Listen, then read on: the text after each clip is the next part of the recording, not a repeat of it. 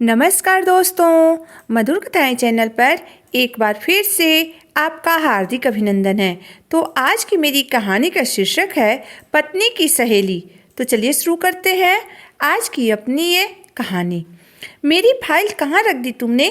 कब से ढूंढ रहा हूँ। संजय नाराज होते हुए तेज आवाज में बोला। उसकी आवाज़ सुनकर सास ससुर को चाय देती उसकी पत्नी राधा भागकर जल्दी से कमरे में गई। पूरी अलमारी का सामान बिस्तर पर फैला दिया था संजय ने। यह देखकर राधा पूछी, क्या ढूंढ रहे हैं आप? संजय पत्नी पर गुस्से से चिल्लाते हुए बोला, बेवकूफ़ औरत, कब से आवाज़ लगा रहा हूँ, अब आ रही है। मेरी लाल वाली फाइल कहाँ रख दी है तुमने? पति की बात सुनकर राधा हैरान होते हुए बोली, आपने मुझे अपनी फाइल कब दी है और यह क्या हालत बना दी है आपने कमरे की? राधा के इतना कहते ही संजय गुस्से से चिल्लाते हुए बोला, मुझसे बहस मत करो। अगर मेरी फाइल नहीं मिली तो यह सब सामान उठाकर घर से बाहर फेंक दूंगा। राधा बोली, एक मिनट आप रुकिए, मैं ढूंढती हूँ आपकी फाइल।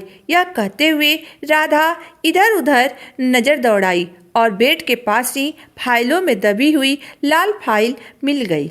फाइल मिलते ही संजय राधा के हाथ से फाइल छीनकर बिना नाश्ता किए ही ऑफिस के लिए निकल गया। दुखी मन से राधा ने अपने सास ससुर को नाश्ता देकर रसोई समेट दी। राधा और संजय की शादी को अभी कुछ ही समय हुआ था।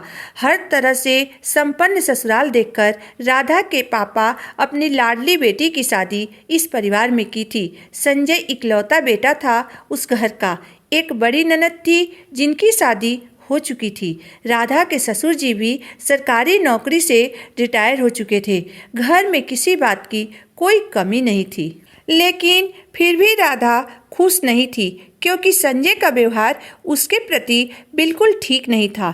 जब उसका मूड ठीक होता तो राधा के साथ बहुत प्यार से पेश आता और जब उसके मन मुताबिक काम नहीं होता तो उसका गुस्सा 7वें आसमान पर पहुंच जाता था और जो जी में आता राधा को बोल देता था। इतना सब कुछ होने के बाद भी उसके सास ससुर कान में रुई डालकर बैठे रहते थे। एक दो बार राधा ने अपनी सास से कहा भी तो उल्टा राधा को ही डांट सुनना पड़ा। उसकी सास बोली, दुनिया के हर मर्द ऐसे ही होते हैं, तुम मौका ही क्यों देती हो उसे बोलने की? शांत स्वभाव राधा घर में अशांति न हो इस डर से सब कुछ सुनकर भी चुप हो जाती थी। राधा अपने कमरे में बेड पर लेटे हुए अभी सुबह के घटना के बारे में सोच रही थी कि उसकी प्यारी सहेली रचना का फोन आ गया। आज उसे अपनी प्यारी सहेली से भी बात करने को मन नहीं कर रहा था, लेकिन फिर भी उसने बेमन से फ़ोन उठा लिया, यह सोचकर कि कोई ज़रूरी काम तो नहीं है। उसे दूसरी तरफ से रचना चहकती हुई बोली, कैसी है राधा? राधा बोली, मैं तो ठीक हूँ, तुम बताओ तुम कैसी हो? रचना बोली, मैं भी ठीक हूँ राधा, चल अब तैयार हो जा, मैं कल आ रही हूँ तुम्हारे घर, एक रात रुकूंगी।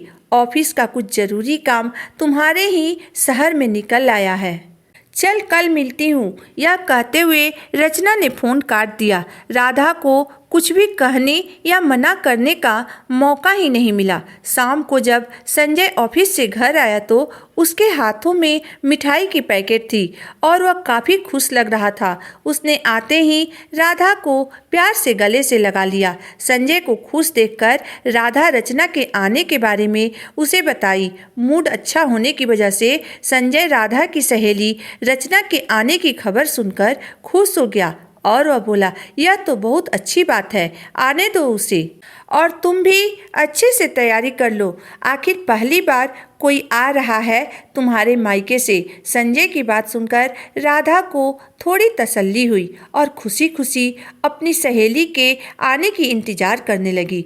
अगले दिन रचना सुबह सुबह ही आ गई। चुलबुली और बातूनी रचना पल भर में ही राधा के सास ससुर से घुल मिल गई। जब संजय ऑफिस से घर आया तो वह भी बहुत खुशी से रचना से मिला। आज राधा भी बहुत खुश थी।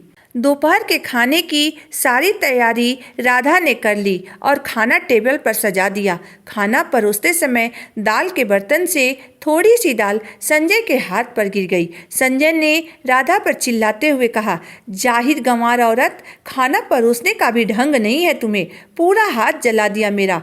पति की बात सुनकर राधा बहुत शर्मिंदा हुई। संजय ने फिर रचना से कहा, राधा तो कहीं से भी आपकी सहेली लगती ही नहीं है। आप कहाँ इतनी स्मार्ट और आधुनिक, वहीं राधा जाहिर गंवार जिसे खाना तक ढंग से परोसने नहीं आता है। संजय का अपनी पत्नी के प्रति ऐसा व्यवहार देखकर रचना दंग रह गई। वहीं राधा अपनी सहेली के सामने अपमानित होकर अपने कमरे में चली गई।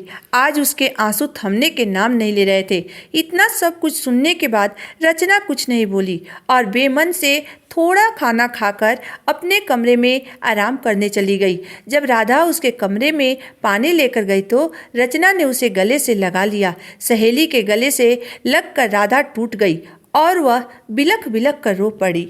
सहेली को ऐसे रोते हुए देखकर रचना बोली, तुम क्यों इतना बर्दाश्त कर रही हो राधा? तुम पढ़ी लिखी हो, गलत का जवाब दो और अपने हक तथा आत्मसम्मान के लिए खुद लड़ना सीखो राधा। कहना आसान है रचना, पर करना उतना ही मुश्किल। कुछ मुश्किल नहीं है राधा, बस थोड़ी हिम्मत होनी चाहिए सही को सही और गलत को गलत बोलने की। राधा बिना कुछ बोले वापस अपने कमरे में आ गई। अगले दिन सुबह सुबह रचना को निकलना था। राधा सबके लिए नाश्ता बनाने में व्यस्त थी। रचना ने उसकी मदद करनी चाहिए तो राधा की सास ने उसे रोक दिया और बोली, क्या 4 लोगों की नाश्ता भी अकेले नहीं बना सकती है तुम्हारी सहेली? तभी संजय एक बार फिर गुस्साते हुए राधा से बोला, अरे जरा हाथ जल्दी से चलाओ, रसोई में सो गई हो क्या? तुम्हारे नाश्ते के चक्कर में रचना जी की ट्रेन छूट जाएगी। अपनी सहेली को इस तरह अपमानित होते हुए देखकर रचना की सब्र का बांध टूट गया। वह भूल गई कि वह इस वक्त अपनी सहेली के ससुराल में है। यह कैसी बात कर रहे हैं आप लोग राधा से? कैसे लोग हैं आप लोग? अपने ही घर की बहू के साथ ऐसा व्यवहार कर रहे हैं। और संजय जी, आप क्या आपको इतना भी समझ नहीं है कि राधा आपकी पत्नी है, कोई नौकरानी नहीं। ऐसे तो कोई नौकरानी से भी बात नहीं करता है जैसे आप लोग राधा से कर रहे हैं। जब आप लोग मेरे सामने राधा से ऐसे व्यवहार कर रहे हैं तो मेरे पीठ पीछे क्या करते होंगे? राधा क्रोधित रचना को चुप कराने की कोशिश करने लगी। राधा की सास बोली, ऐसी सहेली तुम बनाती हो बहू? जरा भी तमीज और संस्कार नहीं है इसे। समझा दो अपनी सहेली को, हमारे घर में वह सिर्फ एक मेहमान है और मेहमान दूसरों के घर के मामले में नहीं बोलते हैं। सासू माँ की बात सुनकर रचना बोली, तमीज और संस्कार मुझ में है माँ जी, तभी कल से चुप हूँ। अगर संस्कार ही सिखाना है तो अपने बेटे को सिखाइए, मुझे नहीं। इसे इतनी भी समझ नहीं है कि अपनी पत्नी से कैसे व्यवहार किया जाता है। आप सब लोग कान खोलकर सुन ले, खास करके संजय जी आप। राधा आपकी पत्नी है और उसके हिस्से की मान सम्मान तो आपको देना ही होगा, वरना मैं एक समाज सेविका हूँ और घरेलू हिंसा से पीड़ित महिलाओं के लिए ही काम करती हूँ।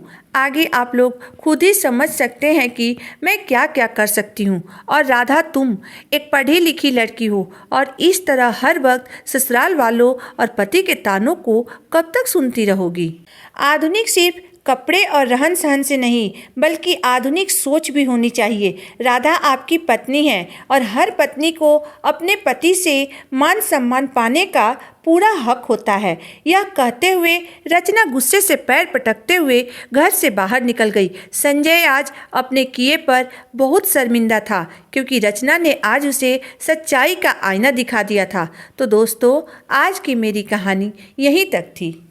दोस्तों, पत्नी हमारी जीवन साथी होती है, हमारे शरीर का आधा हिस्सा यानी अर्धांगिनी होती है।